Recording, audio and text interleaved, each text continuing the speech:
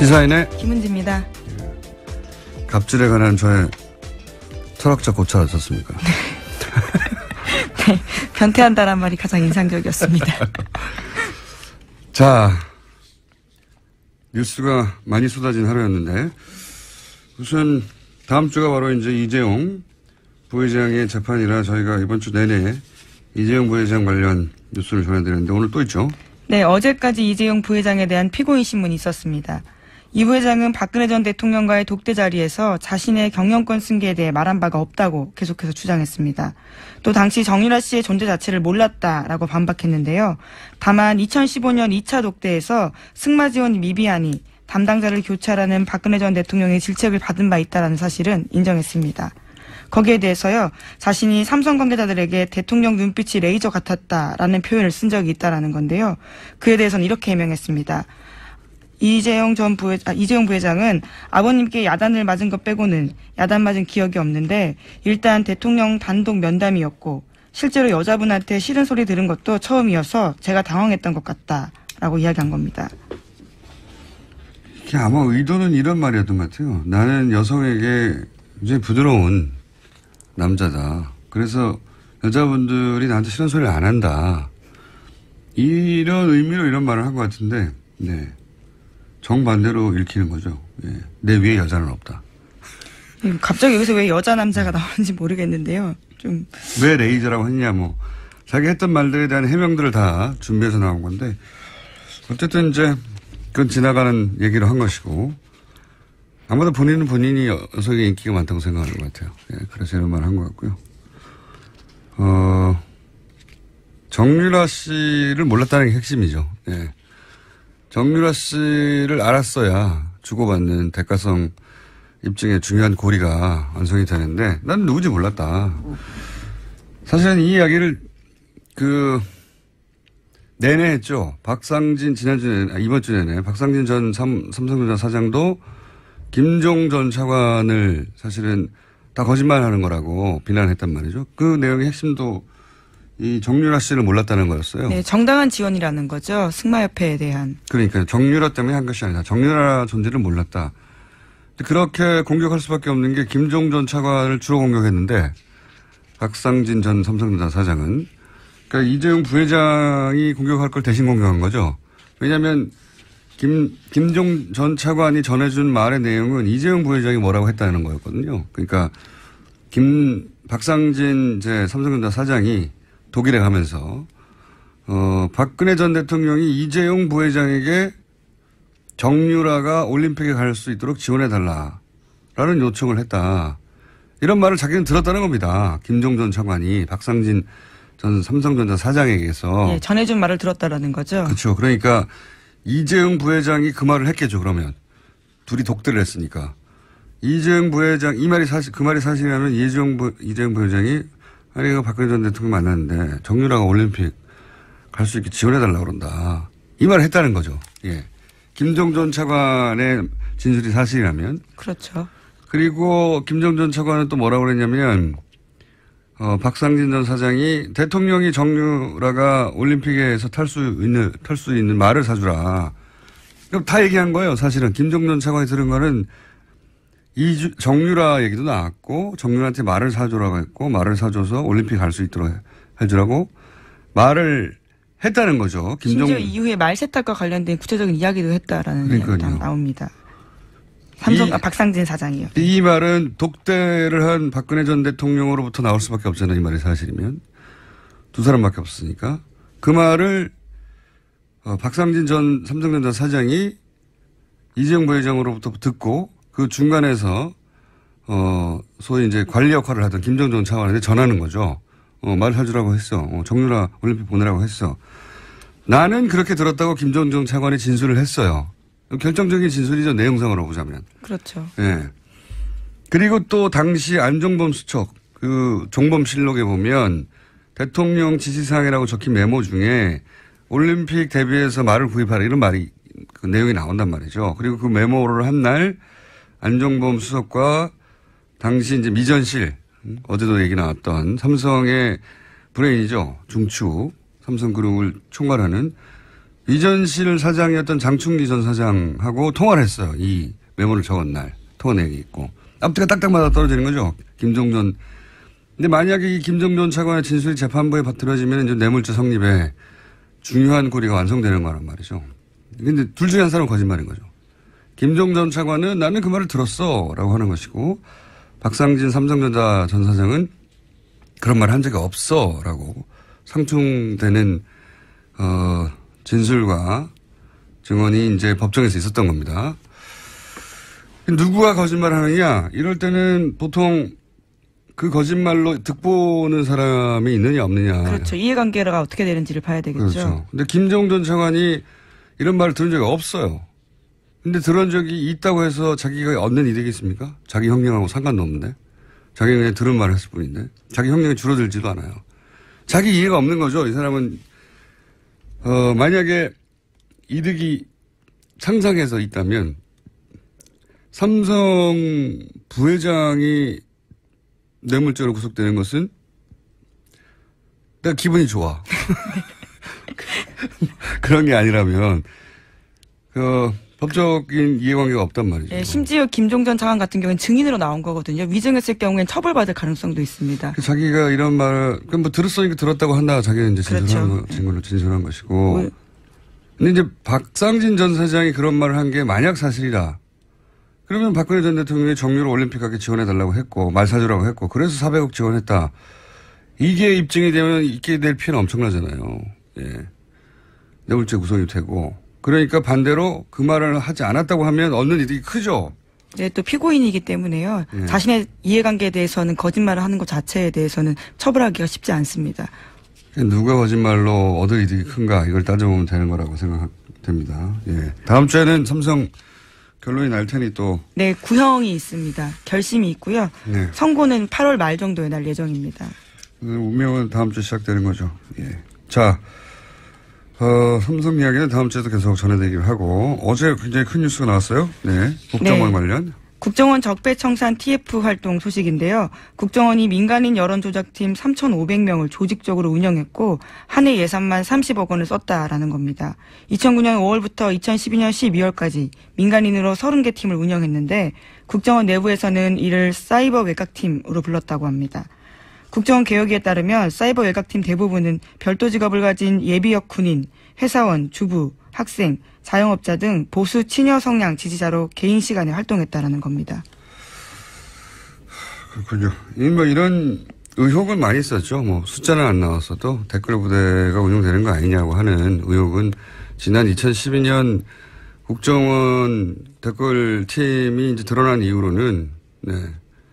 이제 댓글 부대라고 소위 이제 적극적인 표현이 나온 게 한 7, 8년 전이에요.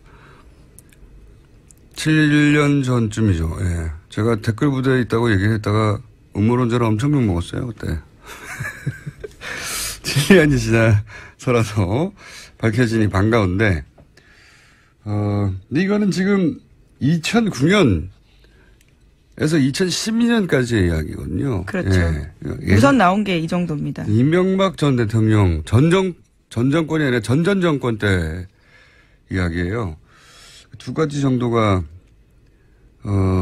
뭐랄까요 짚어볼 볼이라고 생각하는데 3,500명 나왔지 않습니까? 30개 팀 예산 30억. 국정원의 예산에 비하면 예산 30억은 아무것도 아닙니다. 특수활동비가 워낙 크게 책정되어 있죠. 그러니까요. 드러나 있지도 않고요. 저는 이 30개 팀 예산 30억은 전부가 아닐 거라고 보고요. 예를 들어서 이게 말단의 댓글 부대다.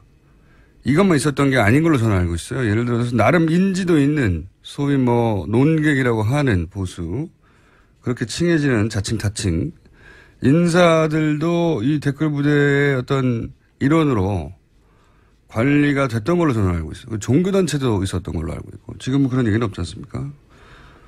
그 중에 이제 하나가 시발단 소위 사건으로 구속되던 윤목사이고 그게 한 가지, 이게 다가 아닐 것이다. 이 규모도 그렇고. 국정원이 지금 정권을 다시 연장하기 위해서 시작한 일인데 예산을 30억만 썼다. 이건 저는 뭐 말이 안 된다고 보는데. 지금 나온 건 이만큼이죠. 문서가 나온 게 이만큼이에요. 예, 우선 국정원이 인정한 중간 보고 정도라고 보시면 될 것 같습니다. 그리고 또 한 가지 중요한 것은 더욱 중요한 것은 대선 때 이제 국정원 댓글 사건이 터졌지 않습니까? 그러면서 네, 직전에 터졌죠. 네, 박근혜 정권 들어서면서 댓글 부대 이제 완전히 해체하고 심리전단도 더 이상 하지 않는다. 그래서 댓글 부대가 없어졌느냐? 댓글 부대는 활동했다고 저는 압니다. 예, 뭐랄까요. 그렇게 보입니다. 포탈의 댓글도 그랬었고, 각종 커뮤니티도 그랬었던 걸로 저는 사실은 그런 활동을 오랫동안 해왔던 사람은 금방 눈치챌 만큼 눈에 띄는 활동들이 있었거든요. 근데 이제 차이는 과거처럼 국정원 내부 심리 전단, 내부 직원이 직접 댓글 부대를 하는 게 아니라 다른 방식으로 했을 것이다. 똑같은 방식으로 바보도 아니고 했겠어요? 그래서 오랫동안 어떤 방식으로 했을까? 이게 가능할까? 일종의 아웃소싱을 한 거라고 저는 추정하는데 얼마 전에도 이제 유명 강사 댓글 사건이 있었잖아요. 온라인 네, 지금 강사. 고소고발전이 진행되고 네. 있습니다. 그 댓글 돈 받고 다는 그렇죠. 조직들, 프로페셔널한 그 방식을 차용하지 않았을까라고 저는 오래전부터 의심해 왔는데, 네.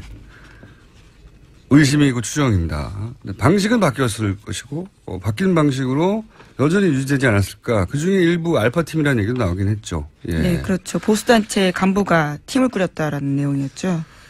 아웃소싱의 가능성을 저는 생각합니다. TF가 활동하니까 또 추가 뉴스가 나오겠죠. 예. 그리고 이제 이 댓글 부대가 당시는 3차장 체제 하에 있었거든요. 여러 번 나왔던 얘기지만 3차장은 대북 관련 활동을 해야 하는 것이에요. 원래는 그렇죠. 네. 근데 자국민을 상대로 전쟁을 한 거죠. 네. 실제로 원세훈 전 원장 발언 중에 있습니다. 삭제된 녹취록에서 우리 국민을 위한 심리전이 더 중요하다라는 이야기가 나온 바가 있습니다. 이게 말이 됩니까? 예. 러시아랑 전쟁하라고 예를 들어서 CIA를 만들었더니 자국민을 상대로 댓글을 단 거 아니에요. 부끄러운 역사로 남을 겁니다. 아주. 지금까지 국정원에선 무조건 부인해 왔었는데요. 처음으로 국정원이 인정했다라는 사실이 지금은 사실 중요한 거죠. 알겠습니다. 그 일부가 일각이 드러난 정도다. 이렇게 생각하시면 될 것 같고. 이제 이렇게 되면은 이렇게 구체적인 물증이 나왔으니까 국정원 댓글 사건도 그렇고 당시에 정권 관계자들도 그렇고 다시 수사선상에 오를 수도 있을 것 같아요. 네, 그래서 지금 서울중앙지검 그러니까 윤석열 팀이 맞는 게 아니냐라는 예측이 나오고 있는데요. 그렇게 되면 또다시 인연이 댓글 사건으로 이어지게 되는 거죠. 윤석열, 최동욱, 예, 상징적인 두 분이 이 일로 운명이 바뀌었었죠. 예, 다시 한번 운명이 바뀔까요? 어쨌든 윤석열 지금 정확하게 서울중앙지검장입니다. 지검장이라고 해야 되죠. 예. 네, 윤석열 지검장은 만감이 교차할 것 같습니다. 운명이라고 생각할 수도 있을 것 같고요. 그러니까요. 댓글과는 내 인생 뭐 이런 느낌. 자, 그런 큰 사건이 하나 터졌고요. 앞으로 후속 뉴스들이 많이 나올 것 같습니다. 다음 뉴스는요? 네, 어제 안철수 전 후보가 국민의당 대표 출마 선언을 했습니다. 당의 생존을 위해서 출사표를 던졌다라는 건데요. 하지만 안 전 대표의 당권 도전에 대해서 제보 조작 사건으로 사과 회견한 지 22일 만이기 때문에 비판이 나오고 있습니다. 당장 당 내에서 의원 12명이 반대 성명 냈습니다. 참 이해하기 쉽지 않은. 모든 것을 내려놓고 깊은 반성과 성찰을 하겠다 하고 22일 만에 깊은 반성과 성찰이 끝난 거잖아요. 예. 그리고 지금 그 당에서는 뭐 혁신위원회다, 그리고 대선 평가위인가요? 이런. 네, 그런 단이 있었습니다. 그렇죠. 대선이 끝난 다음에 외부 인사들이 이제 제3의 눈으로 객관적으로 당을 어떻게 혁신할 것인지. 네, 김태일 교수 등이 하셨죠. 네. 그리고 대선 결과를 어떻게 받아들여서 이런 활동들이 있거든요. 왜냐하면 그 정당에게 5년마다 한 번씩 돌아오는 대선은 굉장히 큰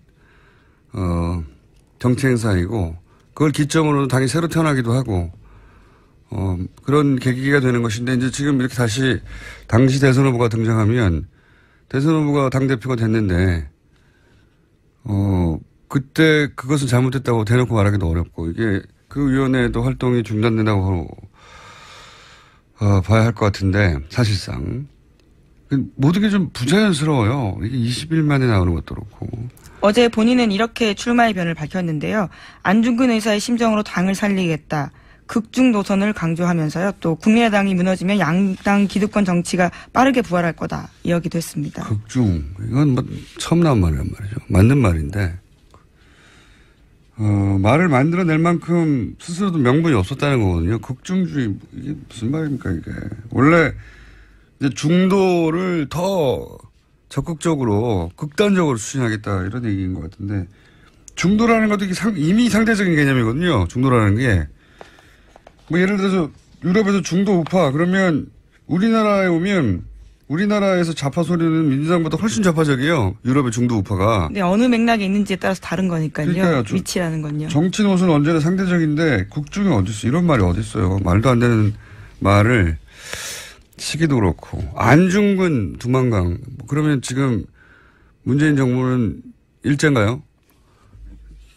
모든 게 다 부자연스러워요. 난 참 이해가 안 가는. 이 사람이 보통 결정적으로 움직일 때 힘이 두 가지란 말이에요. 욕망이거나 공포거나. 안철수 전 대표가 대선 후보로 나간 건 욕망이죠. 되고 싶다 이런 거죠. 욕망. 근데 당대표는 너무 되고 싶은 건 아니잖아요. 이거는 그러니까 공포가 무엇일까 안철수에. 왜 뭐가 뭐 낮은 지지율 때문에 당이 소멸할지도 모른다. 네, 어제 그렇게 밝히긴 했습니다. 그건 뭐 일반적인 생각이고 그렇게 짐작들 하는 거죠. 이해가 안 가니까. 그리고 뭐 지방선거 공천권 행사하지 못하면 당내 기반이 무너질 거다. 뭐 이런 우려도 있고 뭐 호남 의원들이 당을 장악하면 자신의 입지가 축소될 것이다. 뭐 다 생각할 수 있는 공포이긴 한데 그렇다고 해도 대선 끝나고 3개월밖에 안 되잖아요. 앞으로 5년 후에 다시 대선을 나온다고 생각하는 정치인으로 이해가 가지 않는 행보다. 왜냐하면 큰 선거에 패한 정치인은 한동안 대중의 눈에서 사라졌다가 적절한 타이밍에 재등장하는 거, 이 공식은 전 세계 똑같아요. 전 세계가. 뭐 그게 특별한 게 아니거든요. 다들 기본 중에 기본인데 정치에서 왜 이렇게 했을까. 그래서 저는 잠정 결론이 우리가 잘 모르는 사정이 있을 수 있다. 이런 생각. 우리가 잘 모르는 안철수 전 대표를 공포스럽게 만드는 사정이 있지 않을까. 그렇게 생각할 수밖에 없을 만큼 웬만하면 이해는 가거든요. 동의는 안 돼도 이건 잘 이해가 안 가는 행보입니다. 자, 여기까지 할까요? 네, 하나만 더 전달드리면요. 네. 영화 공범자들이 개봉을 앞두고 MBC와 김장경 사장, 김재철 전 사장 등한테 법원에 상영 금지 가처분 신청 당했다고 합니다. 아하. 이명박 박근혜 정권 시절에 공영방송이 어떻게 무너졌냐 하는 걸 다룬 최 감독님이죠. 예, 최승호 PD 네. 그리고 감독이죠. 최 감독님이라고 불러드려야 될 것 같아요. 두 번째 영화인데 가처분 신청을 그렇다고 하면 상영 금지가 된 건 아닌데. 네, 우선은 했다라는 소식을 전해드립니다. 전해드립니다. 여기까지 하겠습니다. 시사인의 김은지였습니다. 감사합니다. 이재용 부회장 그 말이 사실이라면 이재용 부회장이 아니 박근혜 전 대통령 만났는데 정유라가 올림픽 갈 수 있게 지원해달라고 그런다. 이 말을 했다는 거죠. 예. 김종 전 차관의 진술이 사실이라면. 그렇죠. 그리고 김종 전 차관은 또 뭐라고 그랬냐면, 박상진 전 사장이 대통령이 정유라가 올림픽에서 탈 수 있는 말을 사주라. 그럼 다 얘기한 거예요. 사실은. 김종 전 차관이 들은 거는 정유라 얘기도 나왔고, 정유라한테 말을 사주라고 했고, 말을 사줘서 올림픽 갈 수 있도록 해주라고 말을 했다는 거죠. 심지어 이후에 말 세탁과 관련된 구체적인 이야기도 했다라는 이야기가 나옵니다.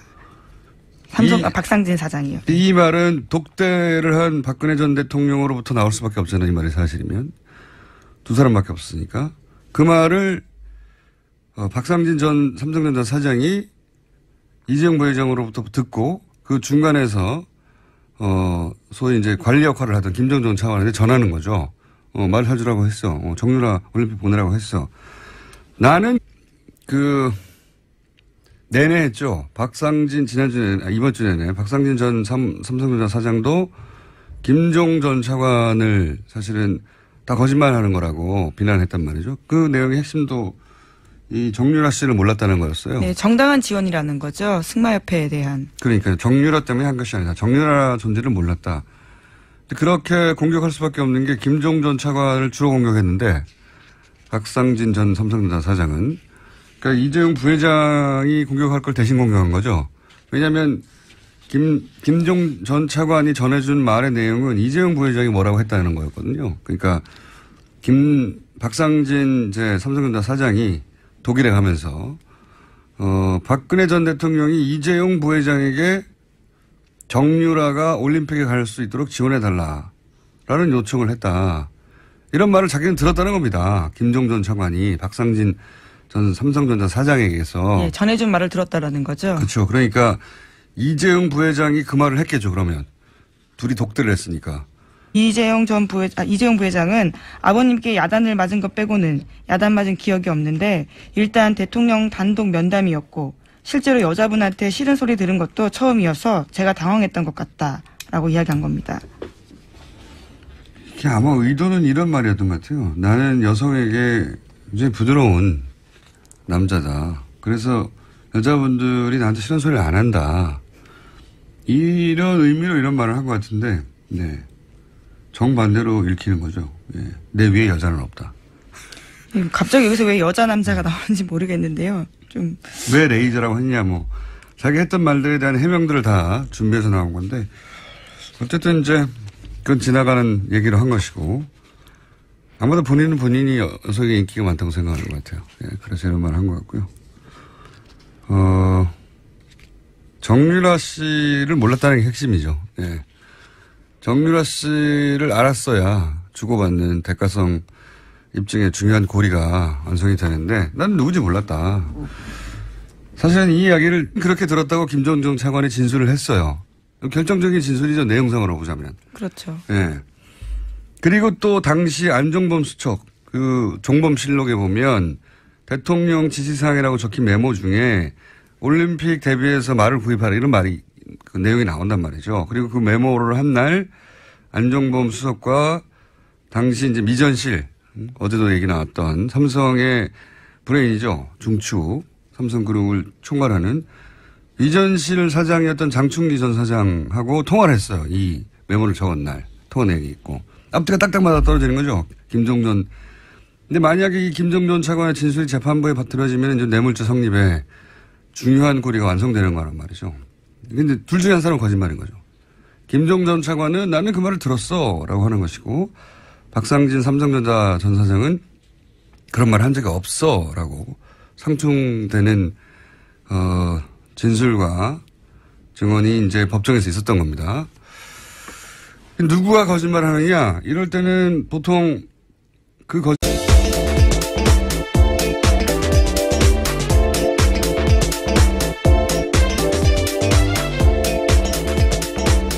시사인의 김은지입니다. 갑질에 관한 저의 철학적 고찰 어떻습니까? 네, 변태한다란 말이 가장 인상적이었습니다. 자, 뉴스가 많이 쏟아진 하루였는데 우선 다음 주가 바로 이제 이재용 부회장의 재판이라 저희가 이번 주 내내 이재용 부회장 관련 뉴스를 전해드렸는데 오늘 또 있죠? 네, 어제까지 이재용 부회장에 대한 피고인 신문이 있었습니다. 이 부회장은 박근혜 전 대통령과의 독대 자리에서 자신의 경영권 승계에 대해 말한 바가 없다고 계속해서 주장했습니다.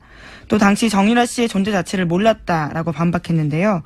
다만 2015년 2차 독대에서 승마 지원 미비하니 담당자를 교체하라는 박근혜 전 대통령의 질책을 받은 바 있다는 사실은 인정했습니다.